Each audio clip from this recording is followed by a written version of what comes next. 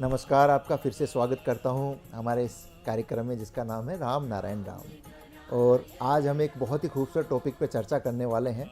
हमारे पास प्रश्न आया है कि ये मैसेंजर्स क्या हैं और मैसेंजर्स किस तरीके से वर्क करते हैं और मैसेंजर्स क्या हमारे जीवन का निर्धारण कर सकते हैं। तो मैं थोड़े सरल रूप में मैं पहले दर्शकों को बता दूं, फिर उसके बाद में मैं इसको अच्छे तरीके से आध्यात्मिक तरीके से मैं प्रेसिडेंट साहब और चेयरमैन साहब से इसके बारे में चर्चा करूंगा। मैसेंजर्स को आप सीधे शब्दों में कह सकते हैं अदृश्य जीव, एक ऐसी एनर्जी जो आपके इर्द गिर्द हमेशा विद्यमान होती है और वो आपके जीवन को चलाने में बहुत बड़ी सहायक है। उसमें बैड मैसेंजर्स भी होते हैं, आपके गुड मैसेंजर्स भी होते हैं। उन दोनों में द्वंद्व चलता रहता है। मैसेंजर्स में जब आपके जीवन में कुछ अच्छा हो रहा रहता है, आप जब कुछ अच्छा काम कर रहे होते हैं, पुण्य कर रहे होते हैं, तो उस समय आप पे आपके जीवन में कुछ ना कुछ संकट जरूर आएगा। वो संकट इसलिए आता है क्योंकि जो बैड मैसेंजर्स हैं वो अपने मोक्ष के लिए पुण्यों को चुराने की कोशिश करते हैं। वो अटैक करते हैं, जीवन में अस्थिरता लाते हैं ताकि हमने जो पुण्य अर्जित किए उनमें से वो कुछ चुरा करके और वो अपना मोक्ष को प्राप्त हो जाए। तो ये मैसेंजर्स है, मैसेंजर्स बिना आप कुछ नहीं कर सकते। अब बात ये आती है कि अगर ये मैसेंजर्स ही सब कुछ करते हैं तो लोग पूजा करने मंदिर जाते हैं, मस्जिद जाते हैं, गुरुद्वारे जाते हैं, तो ये किस तरीके से वर्क करता है? क्या मंदिर जाने से ही सारे काम होते हैं या नहीं जाने से कोई काम नहीं होता है? तो इसके बारे में दर्शकों को बता दूं कि जितने भी मंदिर, मस्जिद, गुरुद्वारे, जो जितने भी जो धार्मिक जो स्थल हैं, वहाँ पे जो क्रिया की जाती है, वहाँ पे जो लोग बैठ करके किसी न किसी रूप में क्रिया करते हैं, पूजा करते हैं, भजन करते हैं, कीर्तन जप करते हैं, तो वहाँ पर मैसेंजर्स की तादाद, मैसेंजर्स को आह्वान किया जाता है। आह्वान करने से वो जगह जागृत होती है। तो जब हमारे जीवन में किसी भी किस्म का संकट हो, हमें कोई रास्ता नहीं दिख रहा हो, तो हमें ऐसी जगह पर जाकर के उन मैसेंजर्स से कनेक्ट होना पड़ता है, बैठ करके मेडिटेशन करना पड़ता है, तब जाकर के आपको कुछ वहाँ से ऐड मिलती है और आपके जीवन में वापस जो आप जीवन में अच्छे मार्ग की ओर प्रशस्त होते हो। तो मैसेंजर्स का ज़्यादा बड़ा कोई रोल नहीं। मैसेंजर्स मतलब अदृश्य जीव जिनके पास शरीर नहीं है लेकिन वो शरीर के रूप में जीना चाहते हैं, उनको मैसेंजर कहते हैं। अब इस पे विस्तृत रूप से मैं शंकर सरकार से पूछना चाहूँगा कि इसका आध्यात्मिक रूप से बालक ब्रह्मचारी जी ने किस हिसाब से मैसेंजर्स को बताया। देखिए, एक मैसेंजर है स्पिरिचुअल जी जो मैसेंजर जैसा उजाला है इसलिए अंधेरा है जी। अगर अंधेरा नहीं होता 12 घंटा का, 12 घंटा उजाला का कीमत नहीं होता। तो नेचर का काम है जैसा विवेक है तो अविवेक भी है। जी बिल्कुल। हम है तो हमारा परछाया भी है, इंसान है परछाया भी है, सूरज है इसलिए परछाया है। तो मतलब है अगर नेगेटिव नहीं है, पॉजिटिव का कीमत नहीं है। तो नेचर आपसे आप एक सिस्टम बना के रखा है जे हमको एग्जामिन करने के लिए, देने के लिए एक नेगेटिव फोर्स बना के रख दिया। वो हमारा काम है हमको मिसगाइड करना। और एक है पॉजिटिव मैसेंजर जो हमको अच्छे जगह में खींच के लेके जाता है। पॉजिटिव मैसेंजर ये है हमारा विवेक, और बैड पॉजिटिव होता है अविवेक। तो ये तो एग्जिस्टिंग नेचर का बना हुआ चीज है जी। एक्चुअल में बालक ब्रह्मचारी जो धरती में आया है, जन्म लिया नहीं, आके गोनुगो बॉडी के अंदर घुस गया। वो भी उनका उम्र था 22 दिन उस टाइम।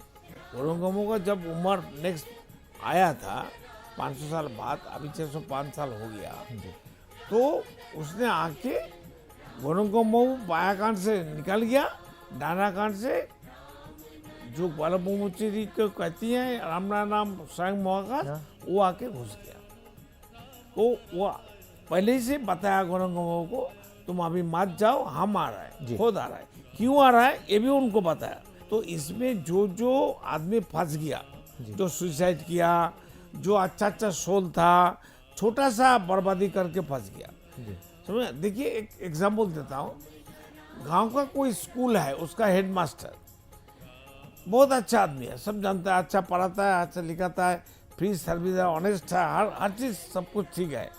अचानक देखा वो दारू पीना शुरू कर दिया। तो दारू वारू इतना पीना शुरू कर दिया, उसको होश ही खो बैठा है। जी। तो एक दिन इतना दारू पी लिया, कोई ग्रुप होता है पीने का, हाँ। कोई अकेला तो नहीं पीता है। जी। तो हिलते हिलते कपड़ा पे खुल गया, सब कमीज भी फट गया, तो ऐसे ही जा रहा है नंगा होके। तो गांव का आदमी देखता रही, तो हेडमास्टर है, क्या बात है, सब मिलकर उसको खूब पिटाई की। पिटाई करते हैं हम। अगर ये काम कोई ठेला वाला, रिक्शा वाला करता, हाँ, तो कोई लेबर करता, कोई पीने वाला नहीं इतना था, उस पर कोई ध्यान नहीं देता उस कोई नहीं देता। इसलिए नेचर भी ऐसा है, कोई अच्छा सोल जिसका 100 नंबर मिलने वाला है, 90 नंबर मिल गया, लेटर मार्क्स मिल गया नेचर का। हम तो नेचर के स्कूल में पढ़ने वाला है, फिर मैनमेड स्कूल में भी हम पढ़ते हैं, दोनों स्कूल हमको पढ़ना पड़ता है। मैनमेड स्कूल में 25 साल, 30 साल, 20 साल पढ़ती है, बाद में तो हमारा नेचर का स्कूल है ना धरती, इसमें तो हमको पढ़ना पड़ता है। ठीक से ध्यान से हमारा किसी को नुकसान नहीं करना का है, ठीक से जीवन धारण करना चाहिए, ना खुद का कोई बर्बादी करना, ना सामने वाला का कोई बर्बादी करना। हमारा कर्म से, चिंतन से, सिद्धांत से कोई किसी का सामने वाला का नुकसान ना हो। यही तो कब प्रकृति को ना दूषण करना चाहिए, पॉल्यूशन नहीं करना चाहिए। तो उस टाइम में क्या होता है, जो आदमी अच्छा मास्टर का माफिक, जो अच्छा सोल, जो ऋषि है, चलो पकड़ लो एक ऋषि, वो बहुत मेडिटेशन किया, सब कुछ त्याग कर दिया, मेडिटेशन करके उसको ऊर्जा पैदा हुआ, जैसा शिव जी का हुआ, जैसा हजरत मोहम्मद का हुआ। समझ, बाद में सब फाउल किया, शिव जी फाउल नहीं किया। तो अनपढ़ था, पढ़े लिखे नहीं था, तो उनको खाने का चारा नहीं था, पत्थर तोड़ तोड़ के उससे मकान बनता था, ईटा तो नहीं था, मिट्टी का ईटा, तो पत्थर को काट के 5000 मकान बनाया था शिव जी। 5000 मकान बनाने के लिए जितना ईटा का जरूरत था, वो पत्थर का ईटा लेते थे, मिट्टी का तो ईटा नहीं थे उस टाइम। तो वो भी 7000-8000 साल पहले की बात कर रहा हूँ। तो शिव जी एक दिन दिखता है, इतना काम करने का बाद भी उनको पैसा नहीं देता था।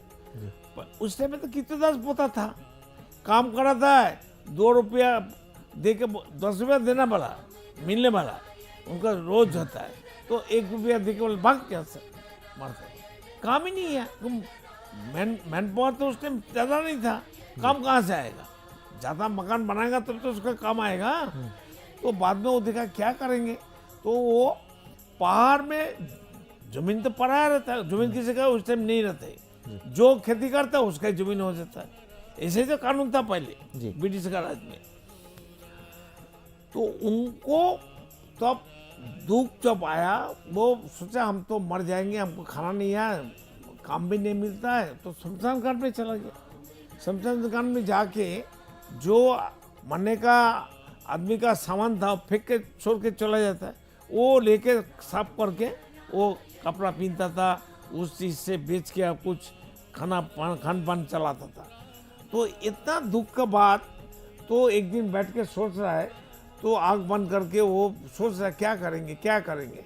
तो आसमान से एक आवाज़ आया, बेटा घबराओ मत, तुम जो चिंतन कर रहा है ज़्यादा से ज़्यादा चिंतन करो, मेडिटेशन करो। वो सीधा हो गया, वो मेडिटेशन चालू कर दिया। तो मेडिटेशन करेंगे तो क्या करेंगे, किसको याद करेंगे, किसका नाम पुकारेंगे। तो आसमान से एक किताब आया था, उसका वजन है 50 किलो।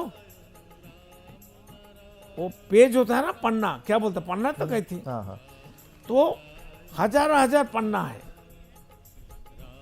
तो शिव जी सिर में रख के नृत्य कर रहा, क्यों आसमान से पन्ना आ गया। तो देखता है जो पन्ना में लिखा है स्वर्णकाली में, सोने का इंक होता है ना, सोने का सही से लिखा हुआ है, लेकिन उसमें कोई छवि नहीं है, कोई तस्वीर नहीं है, कोई डायरेक्शन है, एक ही बात लिखा है, राम नाम राम नाम नाम नाम नाम नाम। हर पन्ना में हजार पन्ना है। तो फिर सोच में पड़ गया, अरे भाई इतना बड़ा किताब, इतना वजन है, सोने का काली से लिखा हुआ है इंक से। तो राम नाम लिखा, फिर सोचा प्रभु आसमान का तब देख के बोलते, प्रभु क्या करेंगे राम नाम, और तो कुछ नहीं, हटे से राम नाम। वो सोचता है ये क्या है राम नाम, खाने का है कि सिर में लगाने का है। तो आसमान में बोला तुम ये राम नाम को याद करो, मनन करो, मंथन करो और इसको जप करो, मेडिटेशन करो। तो बैठ गया, वो जप करते करते तो वो देवता बन गया, भगवान बन गया। यही तो फैक्ट है शिव जी का। भाई ऋषि जी, बात ये थी कि कौन सा मैसेंजर कहाँ पर रहता हाँ, है? मैसेंजर का बात अभी आ रहा हूँ। जी। मैसेंजर उसके लिए होगा, मैसेंजर एक्चुअल मैसेंजर जो बात है, दो मैसेंजर है। एक नेचर का भेजा हुआ मैसेंजर हमको एग्जामिन लेता है, जी। और जो महापुरुष, जो आदमी फंस गया बुरा काम कर, अच्छा आदमी, चलो आप अच्छा आदमी है, आप अगर घर में नंगा होके दारू पी के घर में जाएगा, गांव वाला आपको छोड़ेगा? कितना जी जी। ऊंच नीच बात करेगा। हाँ। तो इसलिए अगर समाज में कोई अच्छा आदमी बहुत नंबर कमाया, बहुत अच्छा काम किया, आखिरी में वो गलती कर दिया तो फंस जाता, मौत हो जाता है, लेकिन उसको प्रमोशन नहीं मिलता है, रीबार्थ नहीं मिलता है, जी। तो ये सोल फंस जाता है। ऐसा हजारों लाखों सोल है आसमान में, मतलब सोल को ही मैसेंजर बोलते हैं। मैसेंजर है, सोल ही जो मैसेंजर। सोल को रीबार्थ नहीं मिलता है। जी जी। समझ गया ना? बिल्कुल बिल्कुल। वो सोल दोबारा जन्म लेने के लिए इतना आवाज करता है, आत्मनाद करता है, इतना चिल्लाता है, जे आसमान का नींद हराम हो जाता है सबको। तो ये मैसेंजर्स के बारे में जहाँ तक मैं मानता हूँ दर्शकों को समझ में आया होगा कि मैसेंजर्स हम किन किन किन मैसेंजर्स की बात करते हैं और किस तरीके से बैड मैसेंजर और गुड मैसेंजर होते हैं जो हमारे जीवन को चलाते हैं, और किस तरीके से हम इनको अपने पक्ष में और विपक्ष में कर सकते हैं। क्या होता है, जब बाल ब्रह्मचारी आया, क्यों आया धरती में? वो तो आया है, जन्म तो नहीं लिया, जी वो तो गुणों वो शरीर में घुस गया। जी। क्यों? जो सृष्टा होता है, खुद रामड़ा नाम होता है, आसमान आता है, वो किसी का खून से सेक्स का अंदर जन्म नहीं ले सकता है, ये सिस्टम नहीं है। वो किसी का जो बॉडी दे देता है, बॉडी बन जाता है, वो बॉडी को ले लेता है। हाँ बिल्कुल समझ गया? बिल्कुल। अगर सरकार का पैसा जरूरत है, अकाल हो गया गवर्नमेंट का पास पैसा नहीं है, तो पब्लिक उसको पैसा देता है ना, सरकार को चालू रखने के लिए, सबको सेवा करने के लिए। तो गुरुजी आया है, जो मैसेंजर का रीबर्थ होना मुश्किल हो गया, इसको रीबर्थ देना है, तो कैसे देगा? उनका जो संविधान है, नेचर का जो संविधान है, जी। आसमान का जो संविधान है, इसमें जो सुसाइड करता है, जो अच्छा हजार नंबर मिल गया, वो फाउल करेगा, उसका रीबर्थ नहीं होता है। बिल्कुल बिल्कुल, ये सही बात है। समझ गया ना? हाँ, बिल्कुल तो सही वो बात। लोग तो चिल्लाता है, मैं तो गलती किया, मेरा रीबर्थ कैसे होगा? फिर इतना चिल्लाता है, फिर आसमान बोला जाओ, तो इतना चिल्लाता है, लोग क्या प्रॉब्लम है? बोलता हमको रीबर्थ दो, एक बार चांस दो, कोई भी जन्म दे दो, कोई टट्टी का कीड़ा बनाओ, कौवा बनाओ, पेड़ बनाओ, पौधे बनाओ, अणु बनाओ, परमाणु बनाओ, हमको एक चांस दोबारा मौका दे दो, हम दोबारा गलती नहीं करेंगे। जी तो दोबारा तो उनको जन्म नहीं होने वाला है, डायरेक्ट नहीं दे सकता। क्यों? प्रकृति का जो संविधान है, आसमान का संविधान, उसमें ऐसा आदमी को रीबर्थ होना ही नहीं है कभी यानी भी। अगर इसको सीधे शब्दों में अगर जनरल परिप्रेक्ष्य में हम देखें तो एक स्कूल में एक क्लास वाली सी बात हो गई कि इस क्लास में अगर 100 बच्चे हैं, जिसने सबसे ज़्यादा अच्छे से मेहनत करी, जिसने अच्छे नंबर लिए, वो एक अच्छे पद पे आईएएस बन गया, आईपीएस बन गया, और जिसने गलतियां करता आ रहा है वो लास्ट में उसको संतुष्ट होना पड़ता है, किसी भी, चाहे मजदूरी करनी पड़े, चाहे 4th क्लास की नौकरी करनी पड़े, वो उसको कुछ ना कुछ चाहिए खाली रोजी रोटी के लिए। तो वैसा ही ये जो मैसेंजर्स का जो पूरा दुनिया है, इसमें भी बिल्कुल आपका कहने का मतलब यही संविधान लागू होता है वहाँ चल पर बस। हाँ, तो बाल ब्रह्मचारी क्यों धरती में आया? इसी कारण से, जो इसका मुक्ति कैसे देगा? तो बाल ब्रह्मचारी सोचा जे इनको मुक्ति देना है, इतना सोल फंस गया, तो उसने चिंतन करके सिद्धांत दिया, संविधान में जो आया वो हम चेंज नहीं करेंगे, प्रकृति का संविधान चेंज कर नहीं सकता, करना भी नहीं चाहिए, तब तो सारे ABCD चेंज हो जाएगा, इसे जेड चेंज हो जाएगा। जी एक सीढ़िया है 100 मंजिल का, पहला सीढ़िया आखिरी सीढ़ी भी है, बीच में एक सीढ़ी हटाएगा तो बिल्डिंग गिर जाएगी। उसको बिल्डिंग गिर जाएगा। बिल्कुल। तो बालक मुझे आके जो मिनिमम जो काउंटिंग किया था 12 करोड़ का आदमी को दीक्षा दिया और मैसेंजर को बोला हम जो जो आदमी को दीक्षा दिया ये लोग को तुम उसका पीछे भागो और उसको हमसे दूर हटाओ। वो हमारा नाम ले लेगा, हमारा गाली देगा, हमको छोड़ देगा दिल से मन से, तब हम जो तुमको बीज मंत्र दिया ये एक पैकेज है जी। ये पासपोर्ट वीसा डॉलर पाउंड है और एक ब्लैंक चेक है। बोलते हम एक ब्लैंक चेक दे दिया, ऊपर में तुम्हारा नाम है, नीचे हमारा सिग्नेचर है, अकाउंट पे है, वहाँ जाके तुम्हें इनकैश करेगा, फिर रिबात जब होगा। तो रिबात ही नहीं हो रहा है तो ब्लैंक चेक तो किसको मिला? जो फंस गया उसको मिल गया। हम जब गुरु का अगेंस्ट में जाएंगे तो अब हमारा जो दीक्षा मिला तो उसमें हमारा ब्लैंक चेक मिला, डॉलर पाउंड मिला, पासपोर्ट वीसा मिला, सब लूट हो गया, मैसेंजर चोरी कर लिया, पर उनका मुक्ति हो गया, हम तो फंस गया। तो ये आध्यात्मिक थ्योरी है मैसेंजर। नहीं, ये नया कॉन्सेप्ट है जी। ये this is the first time, ये धरती जब से पैदा हुआ द फर्स्ट टाइम स्वयं को जो सोचता है अल्लाह है, गॉड है, उनको आना पड़ा। क्यों?